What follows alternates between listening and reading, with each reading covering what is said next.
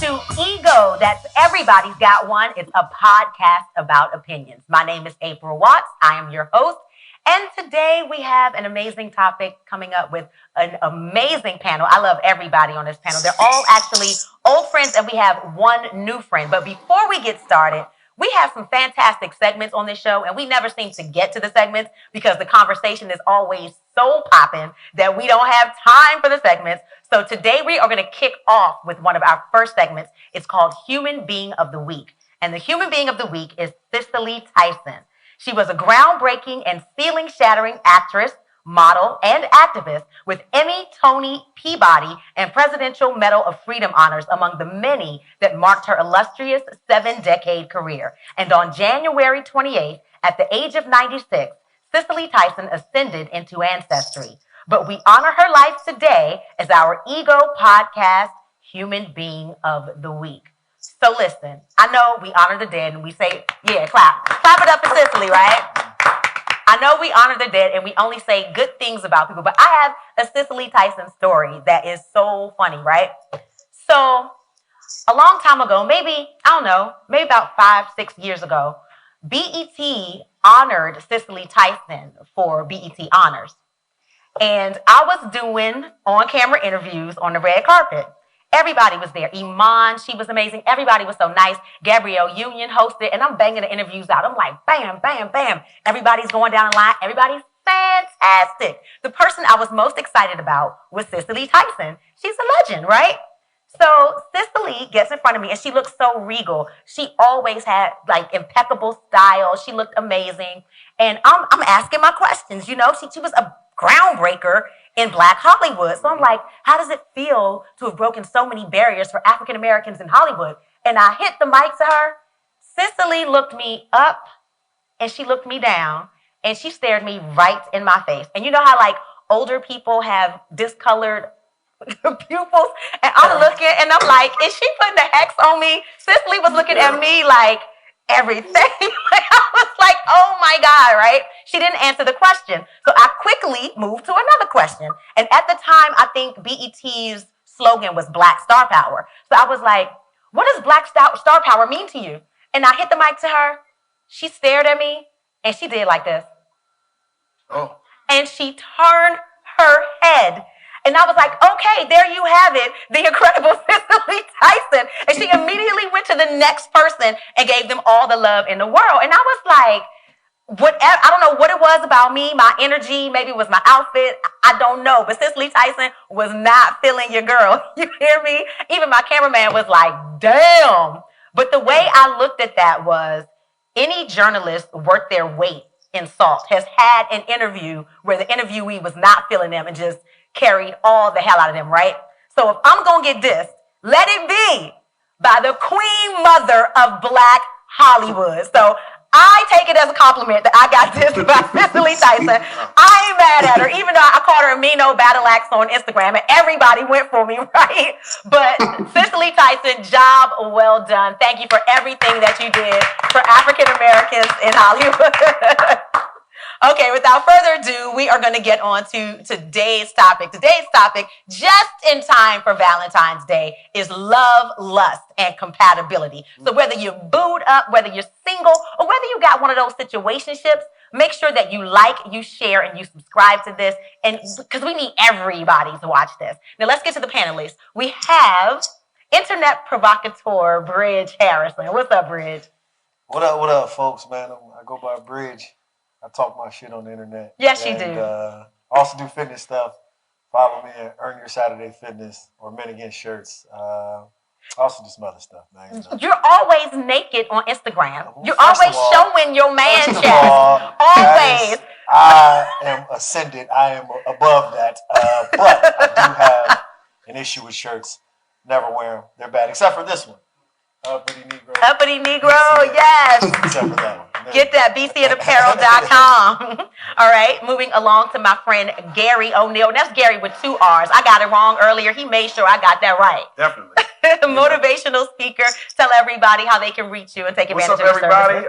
I'm your favorite life coach's favorite life coach, and you can follow me on all social media platforms at Garry O'Neal, GarryOneal. Oneal, or you can check out the podcast, The See, Plan, Do Show, SEE, Plan, and Do. Don't forget that extra R, because he gonna come for you if you get that extra R. Okay? I will Sicily type. He was Sicily typing you. Let's go to Zoom. We have some incredible people on Zoom. Joining us from Philadelphia, we have a licensed relationship therapist, my girl Sulaiman. How are you? I am well. Thank you so much for having me. Thank you for lending your expertise to the show. Now, you have a podcast as well. Tell everybody about your podcast. Now, I don't have a podcast. I'm just a guest on a lot of different podcasts. Oh, okay. I thought you were on a podcast. Okay, I thought you had your podcast. No. All right. So tell people how to reach you to get your services. So people can follow me on Instagram at Taz Talk Therapy or under my organization, Blackman Hill. I do a lot of media around Blackman Hill. Okay, awesome. And last but not least, my girl, I love her so much. As a matter of fact, we are broadcasting live from the Baltimore Comedy Factory, and this woman tears this stage down every time she comes. She's pretty and she's funny. You normally don't get that combination because people that funny is just usually That's funny true. looking. Now, I do have a theory about that. That's true. And she is hilarious. Give it up for my girl, Pretty Ricki. Thank you. Thank you so much for having me. And joining you as well is your partner, Jarrell. Yes. How are you, Jarrell? I'm well, thank you. So I had to have you guys on the show because I stalk you on Instagram, and recently you've been incorporating your blended family and all of your antics on Instagram, and I am invested in your family. I see what you guys are doing, and it looks so much fun, and I'm grown as hell, older than you, but I want y'all to adopt me because your family looks so fun. Mm-hmm. No more kids. No. Even kids who can help pay some bills. Listen, we have them. She said we got those too. Out. We want to swing them in the later. Okay, tell people how to follow you. You can follow Miss Prick, MSRICK. Okay, so Ricki is popping in and out, y'all. Yeah. Okay, by any chance, do you guys have like any headsets, any headphones or anything? We do. Okay, so they are going to go get their headset, and we are going to move on to the first question. You already know me. I like to get working definitions because sometimes in relationships or just friendships, people can be talking and they're using the same words, but something gets lost in translation because they have different definitions of things, right? And when we're talking about love, lust, and compatibility and all that stuff, as an individual, like you can go through your entire life and really not know what those words mean to yourself, much less to your partner or somebody else. So let's get these working definitions going. What is your definition of love? And we're going to start with the relationship therapist. Taz, how do you define love? Love to me is something that's just what do you call it? Undeniable. Like love is something that's just like everlasting. It's an extreme feeling of attachment. There's so many different types of love, like romantic or friendship love or family love. But it's the type of like that warmth, like you're all over warm body feeling, attachment, caring, just adoration for somebody. It's like the people that it's kind of toxic. It's kind of like gothic to say, but like the people that you would fear losing the most is what I think of as love. All right. Anybody else want to take a stab at it? I guess to me, love is, she said, attachment, caring, and I think it's doing too, right? Yes. Like, Action. you know, Yes. If you love something or love someone, you're going to do things to be around that person, to provide or to make sure that you spend time with that person or whatever it is. So I guess it's the person that you wake up and you think, hey, I want to do for this person, I want to make this person happy, or this thing, or I want to be around this thing, or whatever. So loving, attachment, and caring. So yeah, I need to feel that love. Like you're telling me, I hear it, but I need to feel it and see it. Go ahead, Gary. Right. I agree with both of them. Love is doing, And so when we think about what do we love, you know, if someone loves their car, then they're going to do things to cherish it. It's an action, and we keep it going. We keep pouring into it, especially when times get rough. But you just keep nurturing it. You keep growing it. And that's what love is to me. All righty. How about lust? I want to get down to the lust. Who you starting with? Whoever, jump in. We having a conversation. I got this. All right. So lust, of course, is the opposite of love. It's very superficial. It's very whatever it is that we can see or we can taste. It's very on the surface level, and it's just a desire without the actual work behind it. So if I see a woman and I lust after her, it's something superficial. It's not like, oh yeah, I like the way she has a great show. It's like, oh, I like this person. So it's very superficial. It can be fleeting. It can be here, be gone, and yeah, that's lust. It's superficial. Taz, you want to take a crack at it? I think lust is like a strong sexual desire. It's like a very intense force that like gives you this sense of like longing or wanting, and often sexually related. Yeah. Why am I looking at you and just seeing lust? You just ooze lust. Wow, guys. Just saying, Bridge. I am wholesome. You are not wholesome. My internet personality might not be wholesome, but I am wholesome. Okay. So I don't lust for anything because I'm wholesome. So I don't even really know what that word means. Lies. You lie like a rug. I don't even really know what that word means. Next question. Ooh, are we pleading the fifth? On a Tuesday before Valentine's Day? Is that what we're doing? On a Tuesday. On a Tuesday before? Oh, okay. I got the lies going up on a Tuesday. We want you to join in this conversation. It's 410-822-3733. We are taking your calls live. Also, don't forget to share this on your pages. Start your watch parties, all that good stuff. We can't have this conversation without you. Talking love, lust, and compatibility. And now that we have Ricki and Jarrell back, what is your definition of love? One of you can take a crack at it. I don't know. I was saying, see, that's love for me. That's my. Wow. Kind, love is patient. Really, you want to give me the first print? You want to give me the first print? I don't know the rest of the final read that you finish. That's trash. Oh. Love is sacrifice. Yes. It's sacrifice that, you know, between her. Y'all first. I'm tired. I'm tired. I was thinking, hey, yo, we gotta have. Cool. And it was all right. What I told is what you need. So the sacrifice is my efforts. You know, for the better of her. And so, I like it. Like I said, love is patient. He said, women is patient. The one that I asked first, they ain't gonna play. I said the first. I am patient, and I picked up. Well, that's what love is. Y'all are so cute. Oh my goodness. I love it. Look at his face.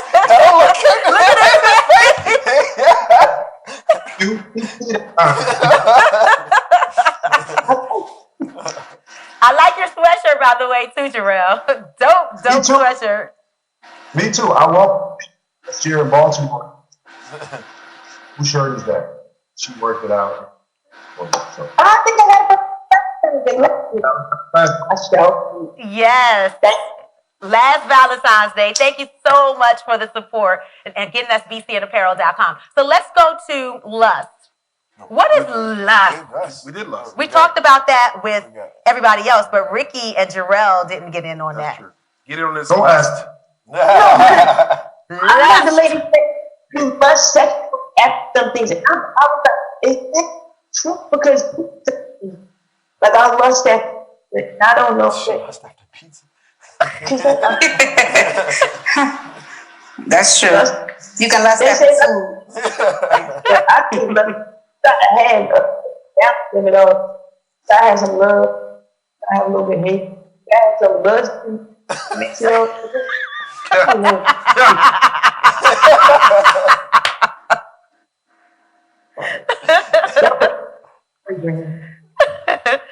so now the difficult word, the most difficult of the three, compatibility. What does that really mean? What does it look like? How does it play out? How do you know you're compatible with a person? Don't everybody talk at I once? think you know, we all like puzzle pieces, right? You know what I'm saying? We all got a lot of stuff going on that made us who we are. And then if you could find a person who, you know, she may not, or she or he, depending on what you're into, may not fit perfectly into that piece, but they make that picture more whole when you look at it overall, right? And like that's someone that you're compatible with. Hey, you know, I'm an overworker. Like person I'm talking to, like she wants to be a little leisurely. You know, she still does her thing, but she wants to be a little leisurely. Like we fit together in that way, right? Like you know, people that want to travel together, people you want to talk to, people whose mindset and ideas you respect. You know, those things fit together, and that's how you can put together. And I think that's actually the most important thing because love only gets you so far, but how you gonna live 30, 45 years with somebody if you're not compatible with that person? So Makes a whole lot of sense. Yeah, I agree. I think compatibility should be the baseline for everything that we're doing. And it starts with that and say, hey, can I rock with this person? Do they like flats like I like flats? Flats are the best, right? Compatible. what Look, is y'all issue? Actually, compatible if one The like meat is all one like the other one, we one like don't those just flats. we don't get extra. That's how we want to do it. So, you know, compatibility is going to be that baseline. It's like, hey, can we start from here? And like you were saying, like if I'm outgoing and how about you? Are you outgoing? And even if you're not outgoing, how can we balance that out? And can we work together? It's ultimately about working together because you can have somebody like I'm extremely extroverted and I can be with somebody who's introverted, but can we balance and can we work it out? Can we agree? Can we compromise? Can we work together? Because you can love somebody and not be compatible. You can lust after somebody and not care about them, but can we work together? Can we do this? Okay. Taz, what do you think? I love both of those answers, but yeah, I mean, I would also say, in its most simple form, is your ability to get along together, the way in which you're going to coexist together. How can you be harmonious with somebody with as minimal of problems and conflict as possible? So the way in which, even when, because every relationship, of course, has problems and conflict, but two people who are compatible, they can exist and get along pretty well, even in lieu of any problems or conflict. That's how I think of compatibility. Ricki and Jarrell, how do you define compatibility? Because you're definitely making it work. So let's discuss. Oh. Ricki is crazy. So first of all, we are therapy. I think that's hard to find somebody that you're compatible with. But who are you? And who are you? Who is somebody that is saying, what's it? This same like work and job. Like, I'm gonna roll up his sleeves and we go back. We're not always compatible. Right. You know, it's not thing that we do. So I think it's there are levels. So like, we take it. We have a great time in the cool. Me and this guy. This one right here, like forever. I'm gonna stab somebody. That's how I know you love me. That's how I know you love me. Right. Are you going to stab somebody for me? Will somebody get hurt for me? I don't need that. No, I mean you just know everything. You know, and some are more compatible with. We have more in common. I don't know. I don't know how we, you know, because we got to come to I don't know. No, like we had like, a lot of people that compatibility that y'all have a lot of things in common.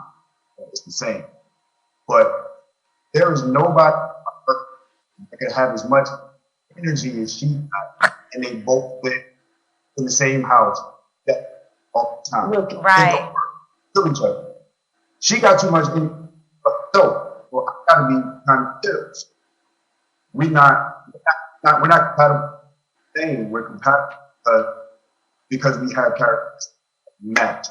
Mm-hmm. Oh, that's smart. See, I like it. So, I'm done. Look at that guy. They're so cute. Look at Yo. that. That's what I'm talking about. Uppity Hey, that's what I'm Negro talking right there. Look at about. that uppity That's Negro how you do it. right there, man. Look at him. And the thing is, like, I don't know anything about your personal life, but just watching you interact, I already know you are compatible because your energy it's just like it's this cohesive energy and the way you look at each other and the way like I just love it. I love it. I love it. Okay, We so had a bet that we were not compatible. you thought And you I'm were like, not oh. compatible? she got fired. She got fired. They said she got fired. Get her out of here. Oh. Ow. I ain't touching that Ow. one. I ain't touching that She one. like, that's why she didn't have love.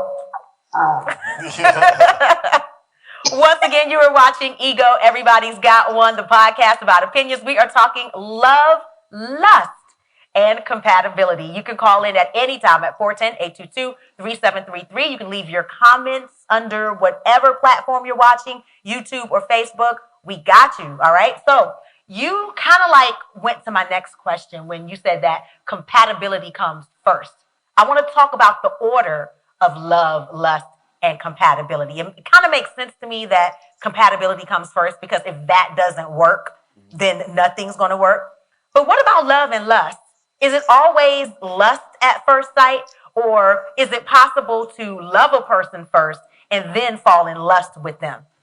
I don't think you can.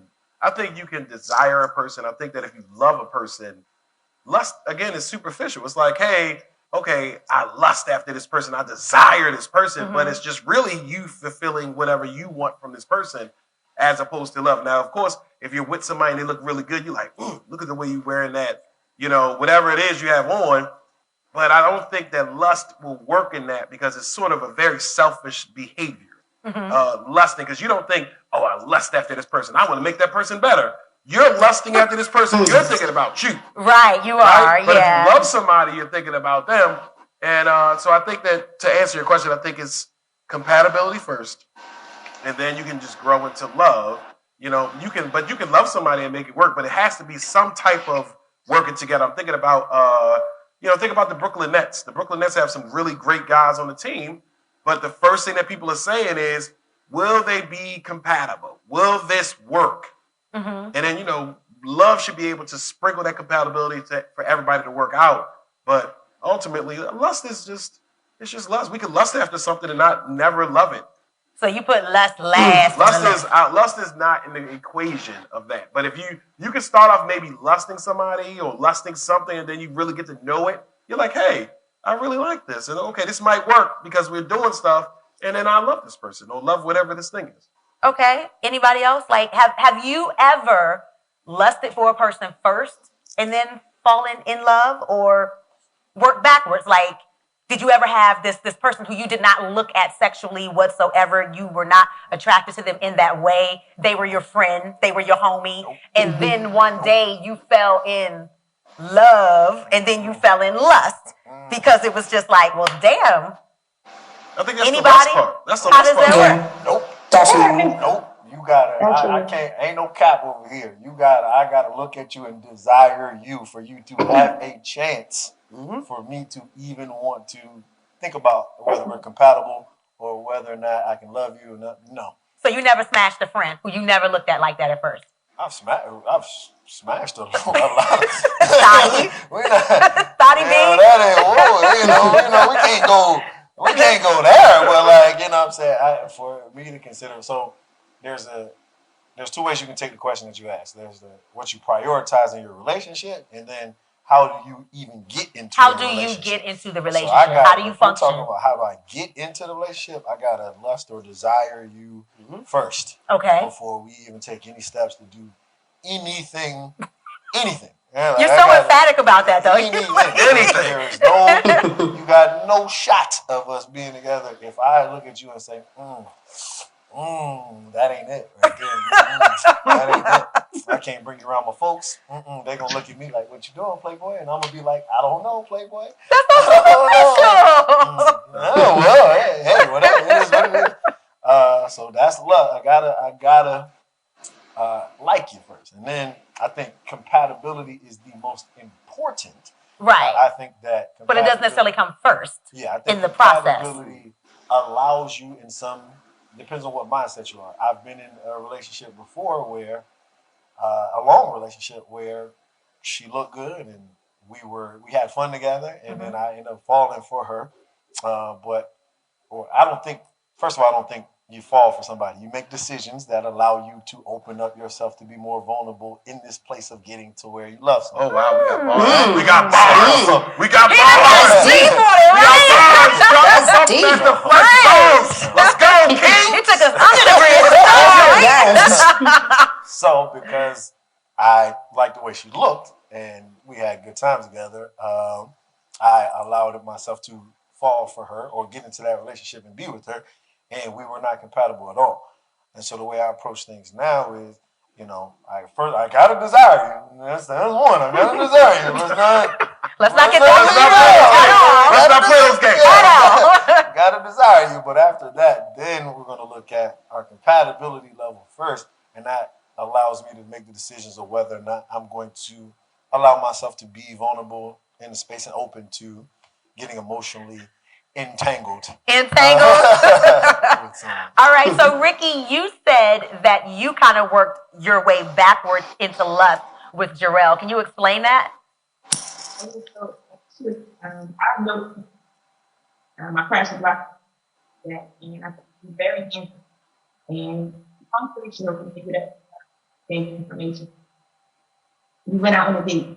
First date, I think, like, text another, whatever, for like, it's funny, this, and then when I got to it, it was nothing like the person that it was very cool, very. There were reasons for her character. You don't tell me She was late, like late. Once you're late, I don't know. I'm a good dude out office. She's on stage. So as soon as she was I'm thinking I'm cool. Now it turned. She never felt like I need a few more loud and like I just I called you and they wanted to know you. I'm like, bitch. Late enough. They crazy. So crazy and with those up it and I whatever it kind of like I put my guard down.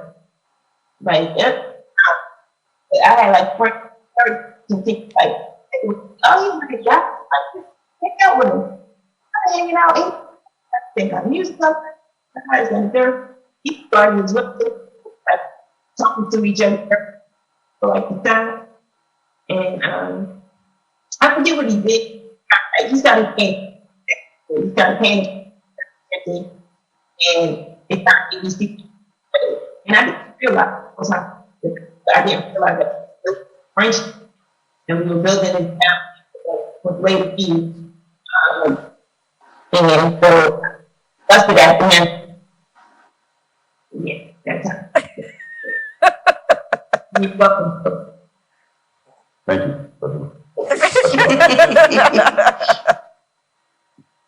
Do you have anything you want to say, Jarrell? Or you cool? I think mine lust, compatibility, love. So I'm kind of That's why we bring this. It's gotta even entertain, continue to talk to you. So then we're compatible to be able to. Then once we get in arm, then we can get to the love part. I think there's a man. It might be, but it worked. Miss Relationship Therapist, what do you think, Taz? I think that lust can be such a strong, energetic force that it can certainly cloud logic, decision making, so therefore cloud love and compatibility. However, on the flip side, I think to have love and compatibility, you have to have lust. So on the one hand, I think that lust can exist without love and compatibility, and also cloud it. And for compatibility specifically, it's really hard to say, oh, we were compatible at first sight. Like you could say you were lusting somebody at first sight. You could say, I felt all of these endorphins and hormones, so I felt like I loved somebody at first sight. We don't really hear, I just felt compatible at first sight, right? Because that's something that is built and developed over time. So I think lust is because I see lust as like sexual desire. I think it's a prerequisite to have a strong, healthy love relationship, and it's a part of compatibility, but not the other way around. I give mine two. Listen, guys, come on in. Let me Come on in. Let me give you my two-step process. This is proven. There's only two questions that you need. First question: do I find this person attractive? Bars. It has to be that. That's it could be the way they are ambitious or, whatever. Okay. It has to be something there that you say, hey, I find this person attractive. If you say yes, you can proceed to question number 2. Right? But if you say no, the game is over. And number 2 is, game is over. Is there something about this person that would stop me from dating this person? If it's yes, the game is over. If it's no, you can proceed to keep dealing with it. All right. But if I don't find you, like he said, if I don't find you attractive, then we could just be on Clubhouse and just be friends. Clubhouse. We could just. I'm jealous. I can't get Clubhouse because I don't have an iPad or you need to an iPhone. You need to reach out to Apple and get some endorsements. I know, right? Because clearly, apparently, I'm not a brand ambassador of this show. Being on here twice, I had to wear my own apparel. I had to wear my own apparel at LazoneClothing.com. But apparently, I'm not an uppity Negro in here. Apparently, I can't be. You're one of the uppitiest Negroes I can't know. be Frederick Douglass today. I cannot be Sidney Poitier. Apparently, you're not compatible. You're not compatible. Yeah. You really need an uppity Negro shirt. I'm uppity Negro merch.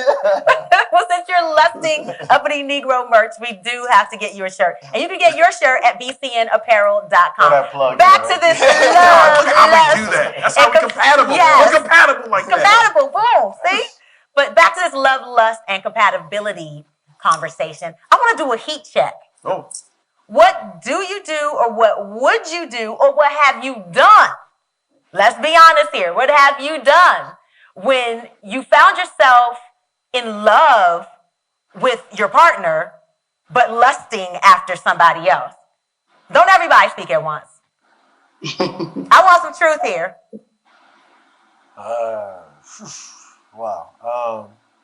I've cheated in the past. I don't know about everyone else, but I've done that. What made you do it? There's different things. I mean, as a young man, I was just a hoe. Okay, all right. And then, as a more seasoned individual, probably resentment and toxic issues within the relationship that made me feel unappreciated and unloved and all that type of stuff. So I went out and found the next thrill, but but I've also not done that, even though I've loved someone, because at the end of the day, like, if you have something that's worth staying in that relationship for. Yeah. One guy gave me some game. He said, "There's nothing my wife can do to make me leave her. Nothing, nothing." And I said, I guess that's how marriage should be. I guess, like, if you shouldn't take that step if you're not willing to say there is nothing my wife can do to make me leave her. I ain't felt that way about nobody, but that's how it should feel. Right? That is how it should feel. That's amazing. That is how it should feel. Okay, so I want to go to Ricki and Jarrell since they're the couple on the show. What have you done? What do you do? What would you do if you found yourself in love with your partner but lusting after someone else? I don't think that's decent. I'm like, first of all, I'm old. Guys, what you looking for? Right here. But I'm the type like this. Like I'm like if you got me, that's how I. That's never my. You like, oh, this is how I would have. That's not. If I rock with you, I rock. And if I don't rock with you, I'm the first to know you. That's it. That's right. Love it. Yeah.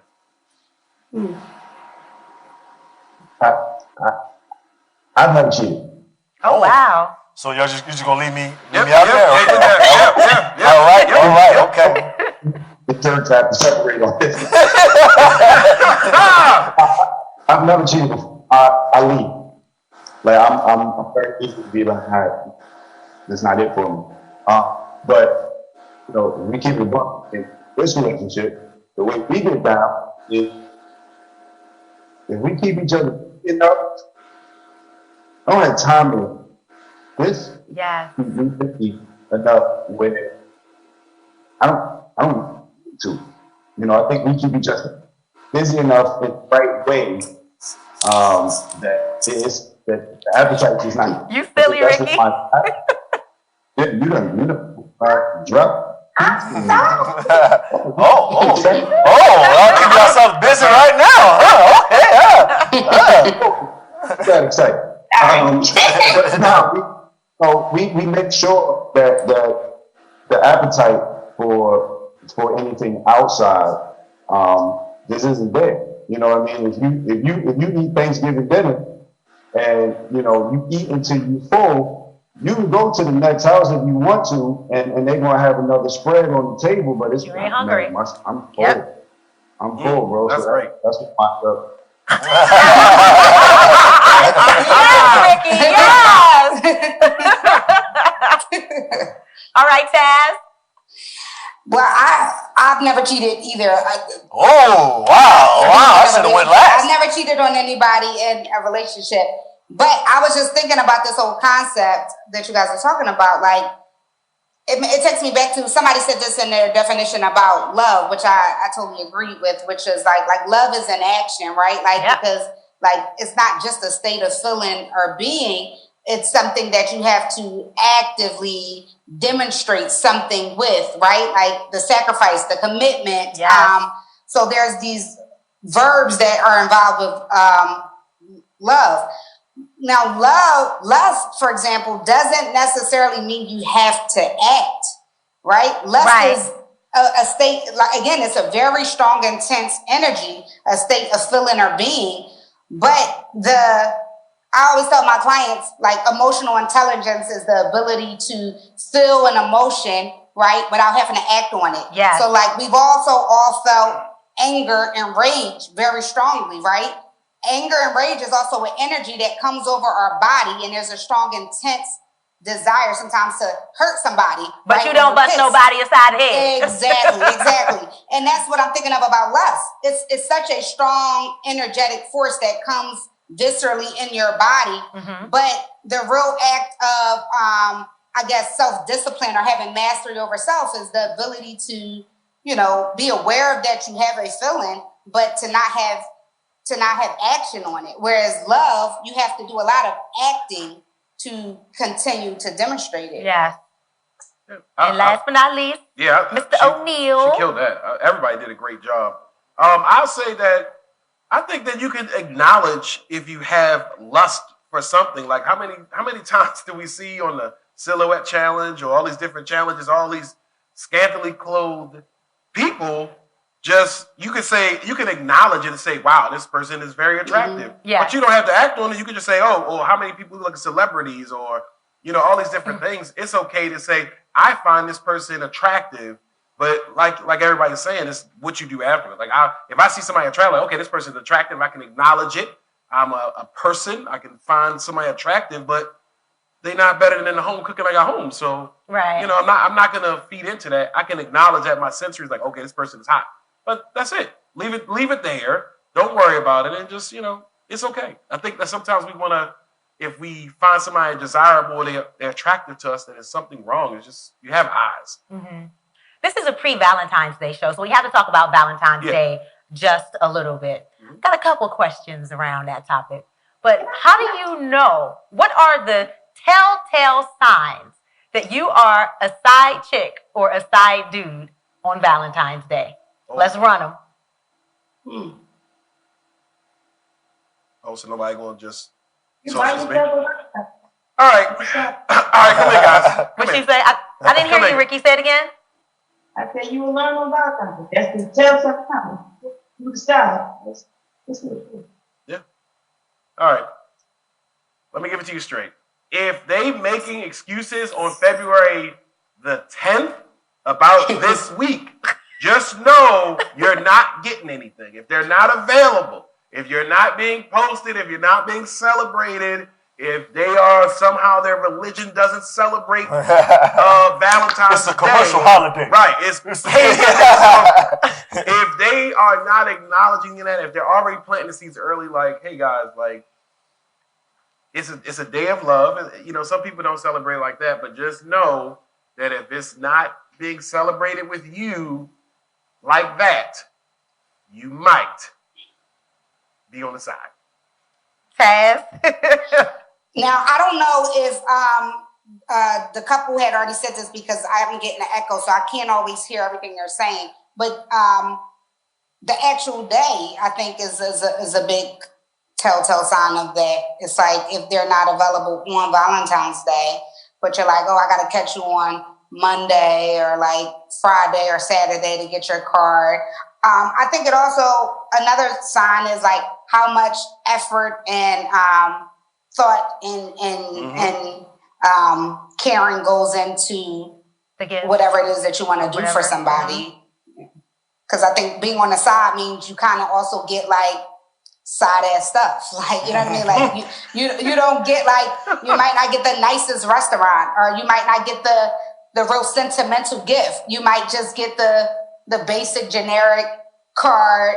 I mean, and it's not to diminish the fact that, women love these things too, but card, flowers, and bear, whereas a partner might get something really special that has more sentiment to it. Yeah. All right. There is someone that I'm Facebook friends with, and he always has interesting perspectives. His name is Jean de Great, and he did like a whole list of telltale signs. Oh, wow. That you are the side chick on Valentine's Day. And the first one that he said I thought was absolutely brilliant. He said, when an argument comes out of nowhere. Absolutely. When the argument comes out of nowhere, it's your fault. You did it, and you are terrible and horrible. And that's the reason that he's not going to see you on Valentine's Day. And then he'll come back around once the anger, the so-called anger, the manufactured anger has dissipated, which is well after Valentine's Day, like to the point where he doesn't have to get you anything anymore. So true. John is a snitch. Ah! John is a snitch. You say John is a snitch? Definitely. John, John the police. You are a snitch.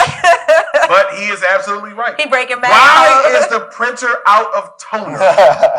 That's it. See, my birthday's February 21st. See you then. That's it. I'm out. Damn. I'll see That's you. he said my birthday is February 21st. My birthday is really, that's it. Yeah, generating fake arguments, that's true. That is true. You were going to say, Ricki? Y'all didn't say nothing about with the woman. What if the woman go for something? You was right. How do you know you a side dude? But I think real cheaters are anybody really worth their salt and cheating. And obviously, I'm the only person that's ever cheated around this. Obviously, but you know, like Zoom in on him. Anybody that's really bringing in guys. He got the Garry O'Neal.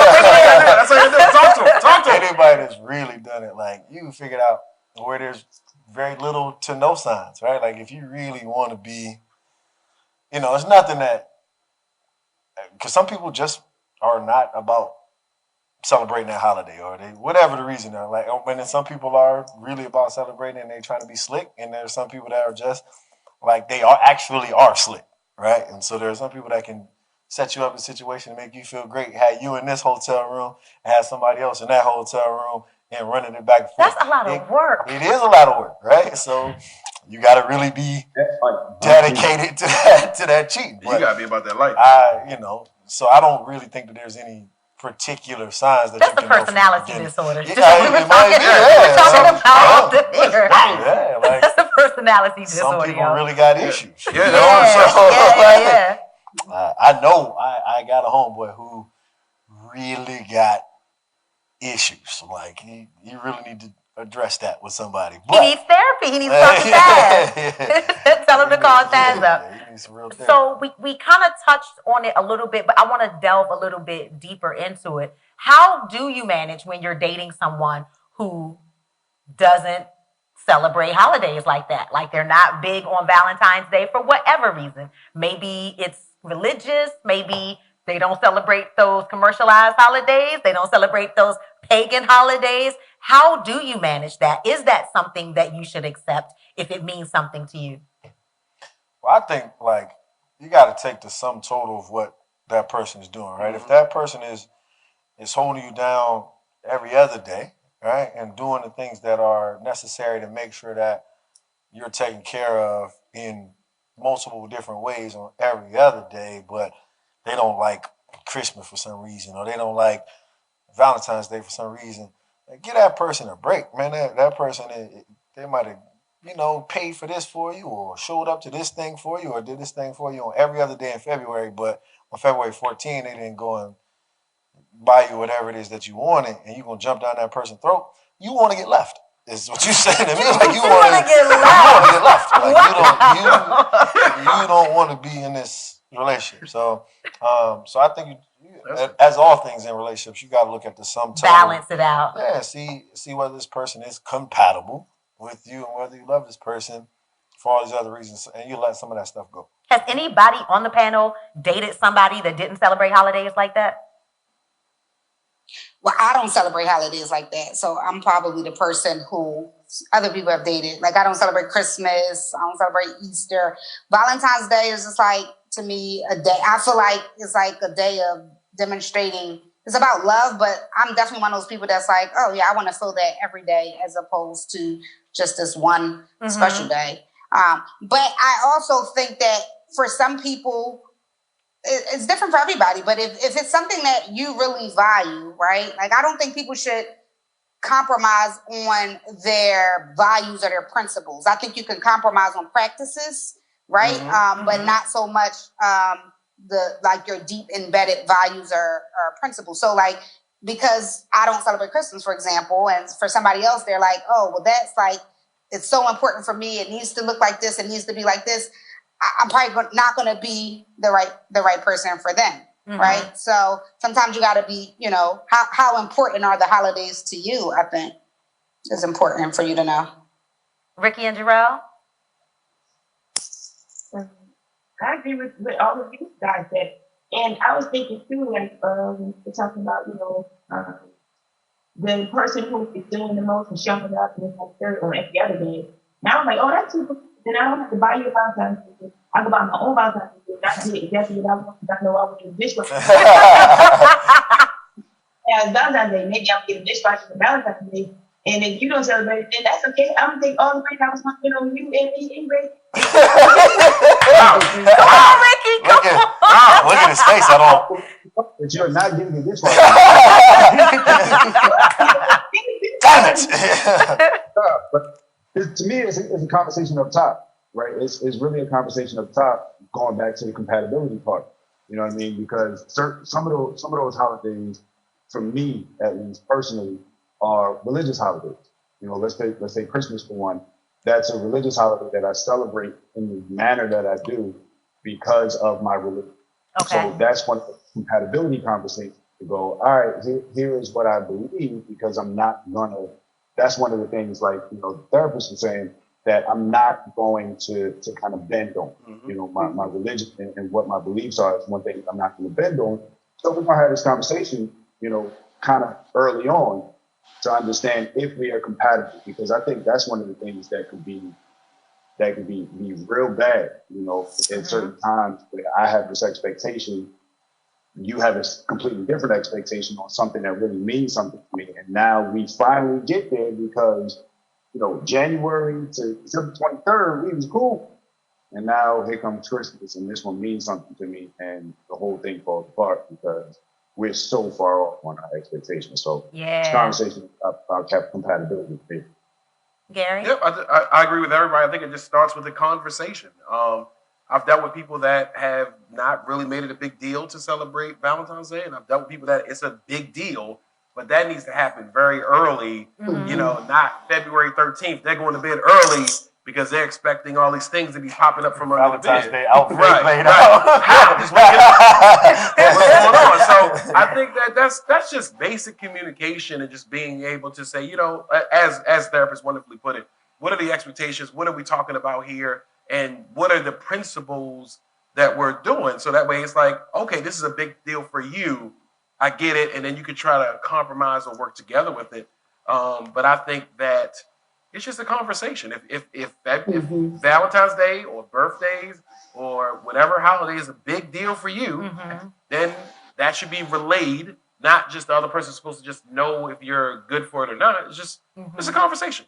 I'm a very sentimental person, so I'm really into holidays. I don't care. Like, I will create a reason to celebrate something. And it's not just because I want to receive things. I'm a giver. Like, it really gives me joy to give gifts to the people that I love and the people that I care about, especially my man. I did date someone who didn't celebrate Christmas. This was very many years ago, maybe about 20 years ago. I had a boyfriend who was Muslim, and he did not celebrate Christmas. He didn't participate in the festivities. But what that man did do was every Christmas, he made sure that he dropped off a gift for myself and for my mama, okay? He didn't wrap it in Christmas paper. He just gave some bland, some regular paper. But because he knew that that was something that was important to us, he did that, and then he went on about his day, and then he saw us the next day, you know? So sometimes I think it's about empathy. I think it's about just caring enough about the person that you are with to make them happy without compromising your core values. And I believe that there are ways to do that, but I think that sometimes people just want to do the bare minimum, so they cop out and say, oh, I don't celebrate that, I ain't doing that, I do this every other day. Yeah, well, okay, that's fine, but if this means something to the person that you care about, ain't nobody asking you to sit down and say a prayer and eat the Christmas ham, but do something to acknowledge the person that you care about on the day that matters to them, you know? I agree. Great. That's facts. I never thought about it. Like, we would celebrate Ramadan with my father because, you know, we spent something and have a family, you know, birthday days and so forth and so forth. That's cool. I like that. That he did that. Now, speaking of gifts, we're like in the final hour right now. We're in the home stretch. It's Tuesday night. Valentine's Day is Saturday. Right now, there's someone out there that has not gotten a gift yet, and they're trying to figure out what to do. Any last minute gift ideas? It doesn't have to be a gift. It can be an experience. I mean, gifts are. I think, I don't know, I just think if I can get you something cool, like a card. What are you doing? I don't talk about a dishwasher, y'all. So ugly. I've been asking for the dishwasher since October. We got 3 dishwashers. 18 years old, 13 years old. That's what my mom used to They say. don't know how to wash the dishes. And you gotta yell at the dishwasher. She said you got to yell at the dishwasher. I mean, a quick cheap idea. Like, you can get like a gift card or something like that to the favorite place that they like or whatever, and put the gift card in like a personalized card from Walgreens. Like, we do personalized cards from Walgreens. They're so cheap. You can put your own pictures. You can put meme pictures. You can write whatever. That's the best thing. So you can make it personalized, and it's such a cool thought. That's cute. And it's like cheap. Anybody else? I think as long as it's something that's special, I think that's the key thing. Like, it doesn't matter how much or how little money you spend, because you can spend no money and do things like, for example, if you know your partner been really overwhelmed with the kids and this pandemic and the chores, like, you know what I mean? Like, you could create a day where you take care of all that. You can create some love coupons. I've done that before. Love coupons of, all right, here's the day. Oh, damn, you was about to say that? I was doing it. I knew I should have went first. But no, like, it's real, because sometimes I think romance is about thought and creativity. Yes. And not about money at Yes. all. When I used to be married, I used to be like, listen, no, we're not allowed to spend more than $10, $20 on this gift, because I really wanted to have more of the thought and creativity. And when you know your partner and know where they might need some support in, like, you can create that for them. And that's when, you're going to get somebody hyped. That's when you bring people to tears. I love it. Yeah, I think the real big part on it is knowing your partner, because you could spend $1 million and it not being appreciated. I bought a woman Prada shoes and weren't appreciated. So, like. What size she with? I'll appreciate it. Two pair of Prada shoes for that, and it wasn't appreciated. So you can spend a lot of money on it, or you can spend no money on it and be appreciated. It's just exactly. So it can be unappreciated. But I saw a gift. I did not get this gift, but I saw a gift. Everyone, it's like I think it's a black-owned company, but they'll make your own love story. You send them some pictures, and they'll put it in a book and make it like a cartoon and all of that. I don't know if that's a last-minute gift. So if you ain't got it yet, it might be a little too late for y'all. But maybe for next year. It's not a last-minute gift. She tried it. Oh, wow. You do have a digital version, though. So you can do it. There we go. Well, it's not a last-minute gift. For that, though. It's probably an app to do something like that. Like, how when people be creating them the picture montages with music. I always find that very sentimental. Even when I be looking at people I don't know, I be like, check the cute. So that's a cute gift too. A last-minute gift.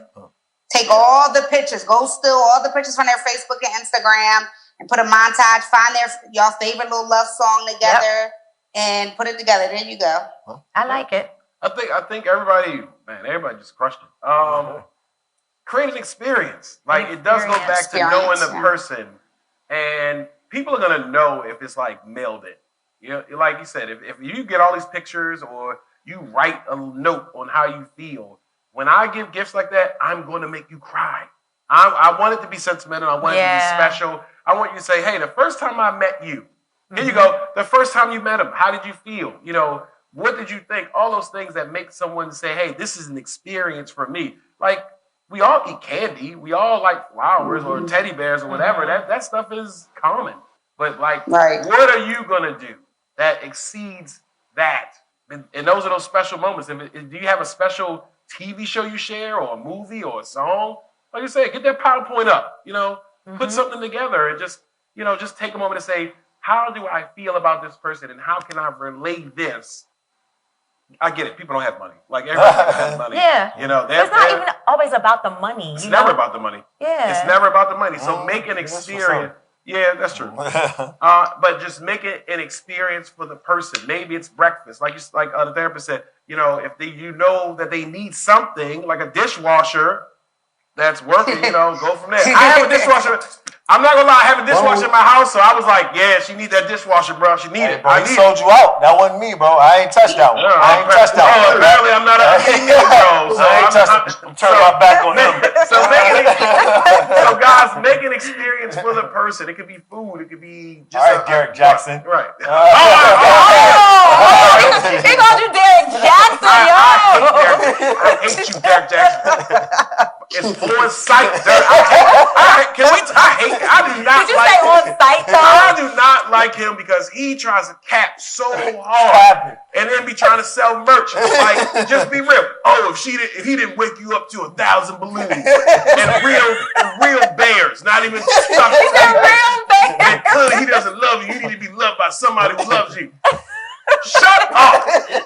I hate you, Derek Jackson. I hate you. I hate your capping ass. I hate you. All right, sorry. Back to the dishwasher. Hey, experiences, love. Poof. Make it like that. And now that Derek Jackson is dead, we can go on to the next question. Let's talk couple goals. What couple, real or fictitious, is couple goals for you? Good question. That's a great. Look at you with the question. Look at you. King Queen, Doug and Kevin. I just like them. Who'd she say? Doug and Carrie, King Queen. Oh yeah. What did she say? Doug and Carrie from King and Queens. Oh, okay, all right. They were great. We gotta do Obama, Michelle. Absolutely. All right. All day. Ultimate power Yes. couple. Yeah, Okay, we Obama, can take Michelle, that. Anybody else? You know what? I will go with Russell Wilson and Sierra. They really do seem functional and healthy and because you really like they're both successful and a lot of people really don't like their relationship. And regardless of whatever's going on, whatever people say about her, like he's there for her. Like he's not only is he there for her, he can have anybody, really any woman he wants as far as that. But he's with her. He's dedicated to her. He's dedicated to her, their family. And she's a gorgeous woman to have. Yeah, she's great, right? She's not a slouch. He's all in, and you can see it. Like some people, like, oh, he's a simp or something like that. Like he married this woman, and they're great. So I really like that relationship. I love that he's raising a son right. that is not biologically his. I mean, it takes a special person to really do it. You have people that tolerate other people's children, but then you have people who are like active and they're in. Absolutely. And I love Russell Wilson for that. Yeah, he's great. Yeah. Taz? Well, I was going to say Michelle. I'm like a huge Michelle Obama stalker. Like, so I was going to say her and Barack. But this is a fictitious couple. But if y'all watch that show, This Is Us, I love Beth and Randall too. They're like one of my favorite like TV couples. Ricki likes. I have tried so hard with This Is Us. I've tried to watch it like 3 times. I can't get through one episode. Because and you started with season 1? For no reason. It's like just the most emo fucking show on the face of the planet. And I'm like, y'all crying again? Well, damn, Cole, crying? Sheesh, Omarion. Yeah. Sheesh. But the thing is, Ice Queen? No. I'm a sentimental person. I'm a crier. I will watch a movie and drop tears. But theirs just feels like manufactured emotions for no reason. I can't do it. Season 1 is like that. Like you cannot get through an episode without really sobbing. I mean, but here's what I love about it though. Grown ass men cry over This Is Us. Like that show. I'm not gonna lie. That show has helped me with therapy. Like I've had men watch that show for therapy because they couldn't get in touch with emotions, and they literally it just brought so much out of them. So I do love that show, but it is overly you gonna have some waterworks watching that for sure. Yes. I saw something on Facebook that was very interesting, and it made me think. There was this post that said everybody laughed at Overton and Sinclair, but they were the perfect example of a healthy relationship. They might be ditzy, but they were happy. Yep. And they took care of each other. Yep. So they are couple goals. There you go. That's true. Because Kyle and Max were the sneaky link. They were.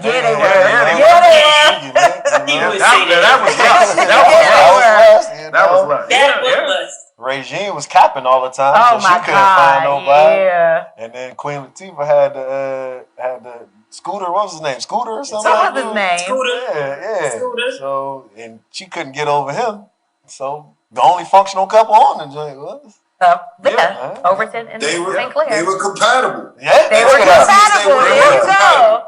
Yep. Okay, so let's talk about love in the time of Corona. Oh yeah. Because there's Oh, some people hell no. who have there's some people who have found love in the time of Corona, and there's some people who thought they loved each other until they got quarantined together and had nothing to do but be around each other and realized not only did they not love each other, they didn't even like each other. So a lot of couples didn't make it. How are you faring with love in the time of Corona?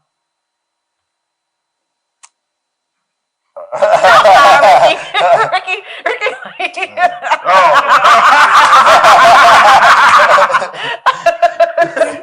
There you go. She got a holy Bible.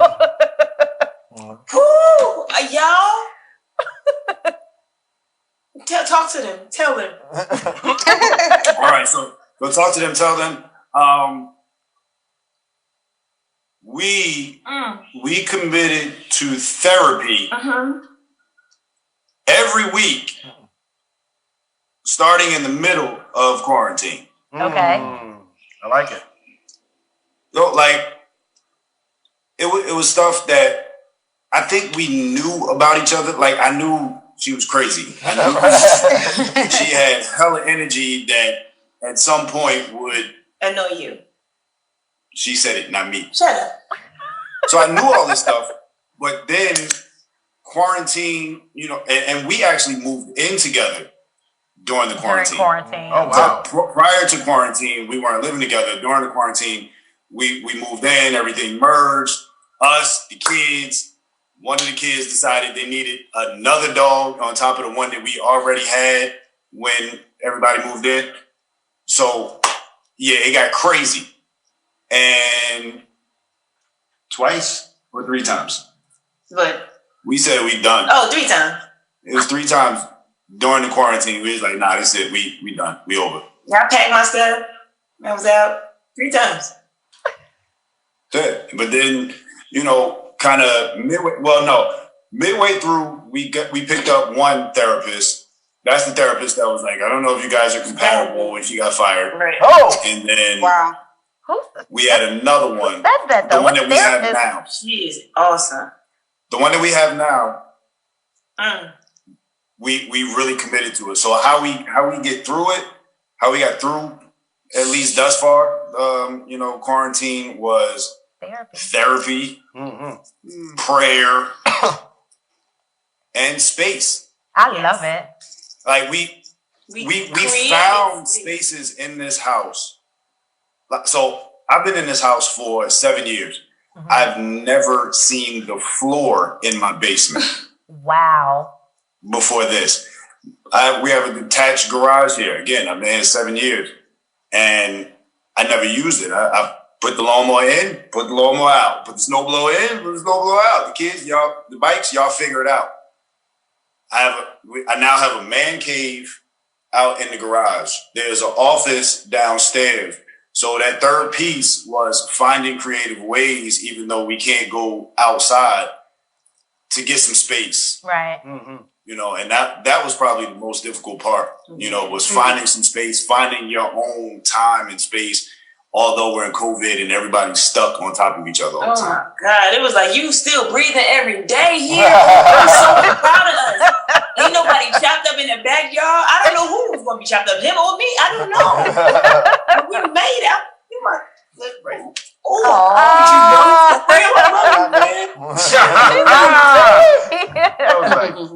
Taz, what about you? Well, I'm single, so I was actually single even before the pandemic hit. But single and dating. But I will say, like, from a date, like, if you're in that dating perspective, but the couple just hit it. It has taken creativity with the dating thing too, because like now, how do you date and get to know people when everybody's in quarantine and you're socially distancing and everything is closed? So in the past year, I've had to be very creative. But what I like about it is that it forces you into this creativity. Like when it was warm, I went on walks with somebody. And honestly, and it was great. Like, it's like we want to meet at the park. It's like you got stripped down from all the stuff you could do, and that shit was taken away. Yeah. And now you're like, okay, I got to go down to this basic foundation of like, okay, you might want to go to a restaurant and the restaurant's open. So what you gonna do? It's more challenging now. I think that it's winter, and depending on where you're at, some of the stuff was closed down. So it really takes you to have to stretch yourself in creativity. But I will say, because I work with a lot of individuals and couples, that, people who have been, I've been kind of okay, but people who have been single have been really struggling with feeling a lot of loneliness. If they're single and with no kids, and my couples who I've been working with, if they have kids, they've had more of a struggle during the quarantine. If they do not have kids, they've gotten closer. So that's just my little indirect research stuff from my clientele. Mm-hmm. And I think it's because they've had to rely on each other more and finding a space together. But, with kids and a lot of other factors involved in that, there's more stressors involved. Okay. Gary? These are great answers. I think it is going to be about putting in the work, about being creative, about getting back and say, hey, I really do love you. Hey, and not really relying on going out to eat every week or stuff like that. So I think outside stimulants. Right, outside, and then it takes away because you like, now you're not thinking about, hey, do I really like this person? So making it fun. Play spades or Uno, and you can put a draw 4 on a draw 2, right? And so just having that. That's not whoa.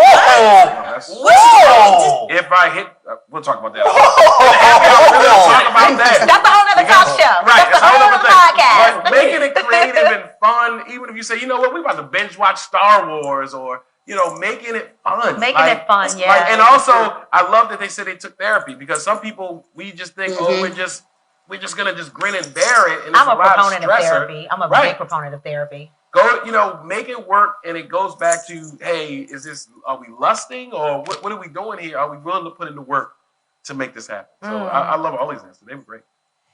So I just want to start off by saying, apparently I'm the only one that's cheated in a relationship, but he's cheated in Uno.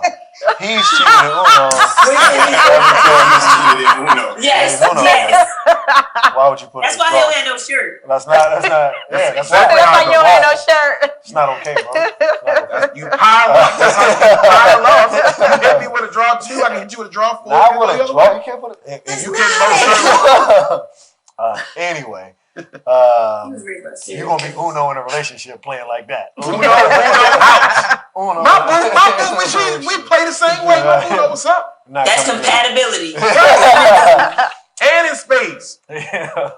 But so I think about I'm a conversationalist, so like times like this, not being able to go any and everywhere, but being able to sit down and talk and find because it's just more about just talking, but do y'all like the same type of movies? Do y'all like the same type of music? Do y'all view the same thing for your vision in life and all of that? So being able to have those types of conversations are what has sustained me throughout quarantine, and it's going pretty well for me right now. So hey, I see her back there. What's up, beautiful? Well, I have to say that I found love during the time of Corona. And I do believe that had it not been for this pandemic, had it not been for me leaving my career, that I may not have found love when I did, because I needed to slow down.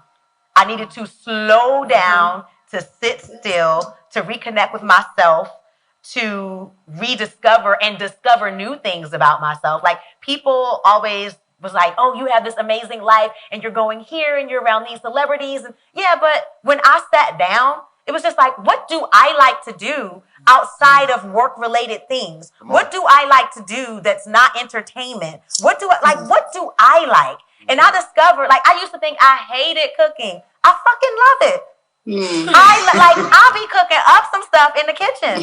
And before that, like less than 6 months ago, I could think of 1,000,001 things I'd rather do besides cook. And cooking brings me joy. It brings me peace. And I'm a creative person. Cooking is creating. Yes, it is. So I found that out because of the pandemic. in Creating your like, hand. creating But, like he's creating rules in Uno. Like he's creating Uno rules. Like he's that's- creating They gonna let Uno. that go. They That's gonna let what we that right? go. Somebody Uno out and hit that. He held that. Taz, talk to him. Talk to him. I got Talk you. to him.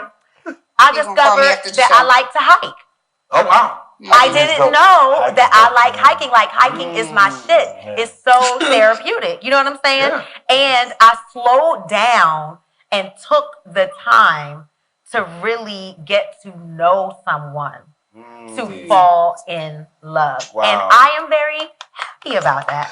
Aw, that's so sweet. Okay, so we do have to wrap this up. I'm going to ask 2 more questions because I got to get them in.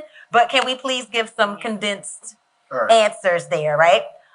Malcolm and Marie is this Netflix movie that is very controversial. Everybody's talking about it. Some people love it. Some people hate it. And what I'm seeing, most people are saying it's so toxic. It's so exhausting, right? So my question to you is, in a relationship, how do you differentiate between when it's time to bounce because this is toxic, or we need to just work on this? How do you I can't say it. How do you differentiate between the two? All right. I think it's going to be really quickly what their resolution is when you present this issue to them. If there's an issue, are they willing to work to it, or they be like, well, this is just who I am? Then it's time to bounce. Okay. That's it. So it's just really how they respond, how we respond to a conflict. What's going on? If you feel like they don't give a damn, then and they're going to keep doing it, especially if you've made yourself aware that it hurts you or that you're offended or whatever it is. Time to go. Oh. I'm a sum total guy. I think I said that in the past. So like, there's going to be things that happen in every single relationship. But if the relationship overall, if you can look at that and say that it's worth it, then you stay. If you look at that and you look at the time that you spend together and things haven't gotten better, in fact, they've gotten worse and nothing is working out the way that you need to work out, it's time to go. If the sum total, I think in Baby Boy, she said, Jody's mom was like, if you've poured out more than you have to pour out of your cup or some It's shit time like to go, that. I don't yeah. know. It's time to go. I don't know. Don't listen to Baby Boy. Don't I like watch, that. don't watch Baby Boy. I was like, for- oh, wow, he's going to take it to Baby Boy. That was good. Don't watch Baby Boy for That was like good. purposes of life. Like that part. Yeah. Make tacos too. Make tacos. Ricki and Jarrell.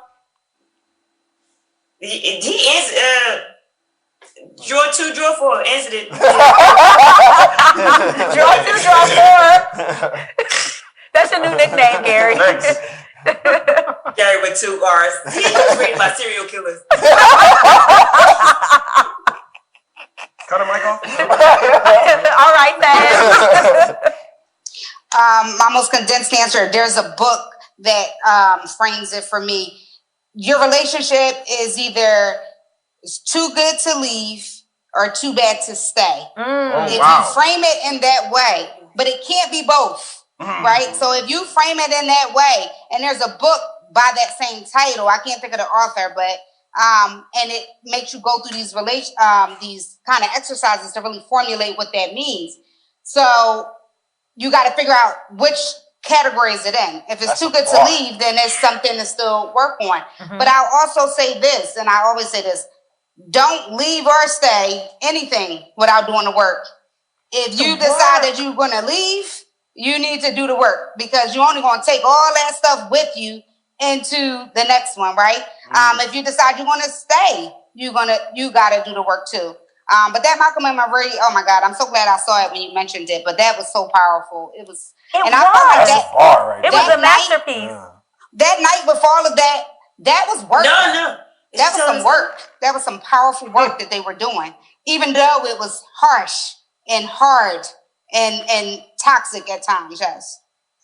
But the interesting thing is, toxic is the new buzzword du jour. And so I think people overuse it. I think people misuse it.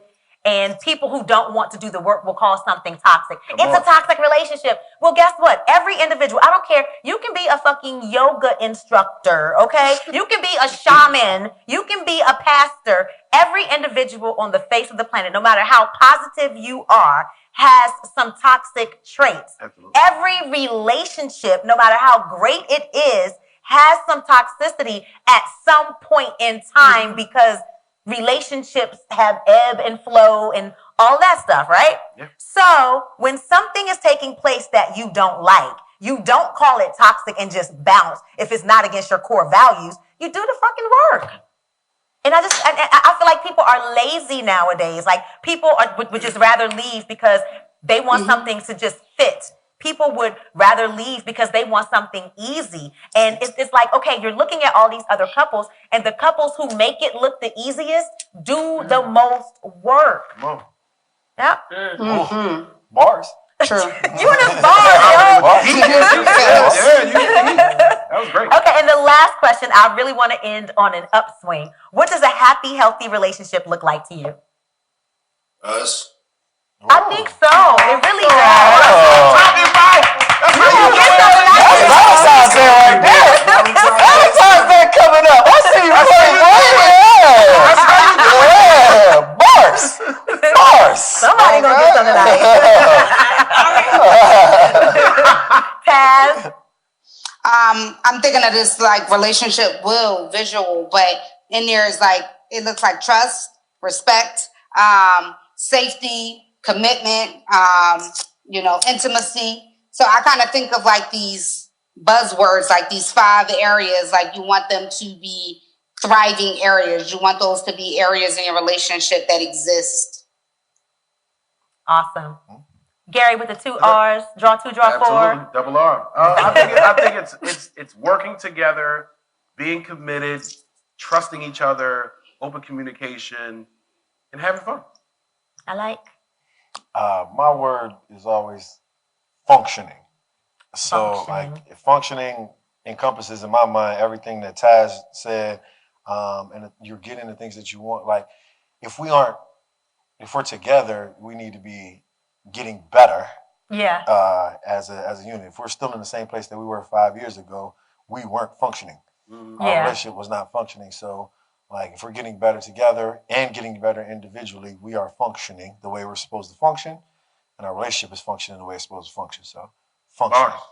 I like it. Thank you so much. Big ups to Ricki and Jarrell. Big ups to Taz. Big ups to Garry O'Neal. And big ups to my man Bridge.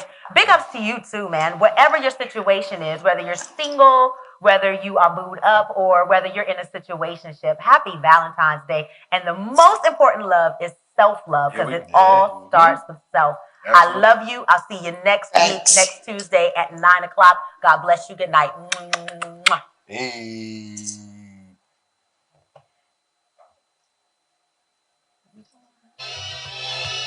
All right. Thank you guys so much. Thank you for having me. Thank you. Like, really, thank you for just pulling it all out. Thank you so much.